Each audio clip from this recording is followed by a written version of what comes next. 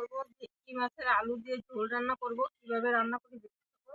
আর এখানে মাছ নিয়ে নিচ্ছি 100 টাকার, জানি না কতটুকু, 100 টাকার মাছ নিয়ে নিচ্ছি। ভালো করে বেছে টেছে পরিষ্কার করে ধুয়ে নিচ্ছি।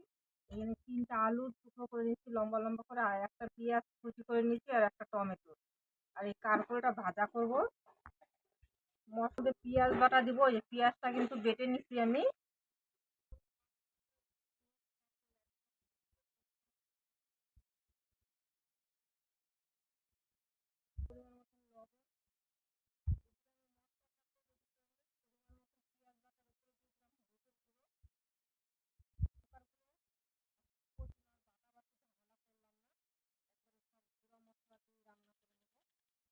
ধনে গুঁড়ো 1 চামচের মতন।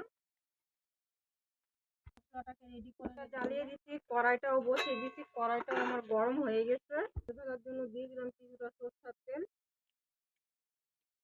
গরমটা গরম করে নিতে লাগবে, কিন্তু একদম পাতলা হয়ে গেছে। গরম হয়ে পাতলা হয়ে গেলে বুঝে নেবেন যে তেলটা মাছ ভাজার জন্য একদম তৈরি হয়ে গেছে। দিয়ে দিলাম হলুদ লবণ মাখানো রাখা মাছটা। গাদার পিসগুলো ভেজে নেব। চেক করে এখন উল্টে দেবো।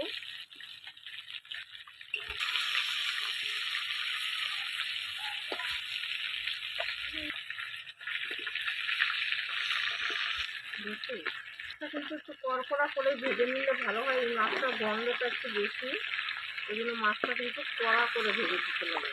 কিন্তু মাছগুলো ভেজে নিতে লাগবে। যে ভাজা হয়ে গেছে, এখন এক এক করে নামিয়ে নিব।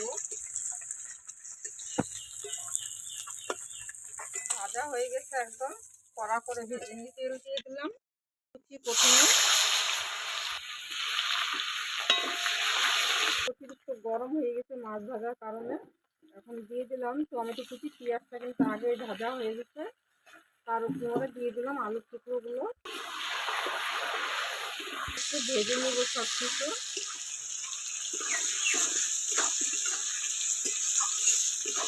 স্বাদ মতন লবণ, মশলাটা দিয়ে দিলাম।